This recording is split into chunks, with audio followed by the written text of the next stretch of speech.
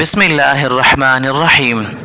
حضرات سامعین کرام، آج ہم اس ویڈیو میں عیدین کی سنن اور مستحبات کے بارے میں سیکھیں گے کہ عید کے دن کون سی چیزیں ہیں جو سنت ہے اور کون سی چیزیں ہیں جو مستحبات کا درجہ رکھتی ہیں۔ تو آئیے ہم آپ کو بتاتے ہیں۔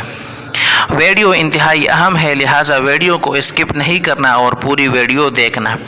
اور ویڈیو میں آگے بڑھنے سے پہلے ہم آپ کی خدمت میں التماس کرتے ہیں کہ اگر آپ نے ہمارے یوٹیوب چینل کو سبسکرائب نہیں کیا ہے تو مہربانی کر کے ہمارے یوٹیوب چینل کو سبسکرائب کریں، شکریہ۔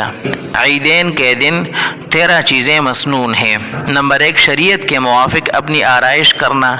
نمبر 2، غسل کرنا، مسواک کرنا، عمدہ سے عمدہ کپڑے یا نئے دھلے ہوئے جو اپنے پاس موجود ہو پہننا، خوشبو لگانا، صبح کو سویرے اٹھنا، عیدگاہ میں سویرے سویرے جانا، قبل عیدگاہ جانے کے کوئی شیریں میٹھی چیز مثلا چھہارے وغیرہ، کھجور وغیرہ کھانا، قبل عیدگاہ جانے کے صدقہ فطر دے دینا، عید کی نماز عیدگاہ میں جا کر پڑھنا یعنی شہر کی مسجد میں بلا عذر نہ پڑھنا، جس راستے سے جائے اس کے سوا دوسرے راستے سے واپس آنا، پیادہ یعنی پیدل جانا، راستے میں اللہ اکبر لا الہ الا اللہ واللہ اکبر وللہ الحمد یعنی عید الفطر میں آہستہ آواز سے پڑھتے ہوئے جانا چاہیے۔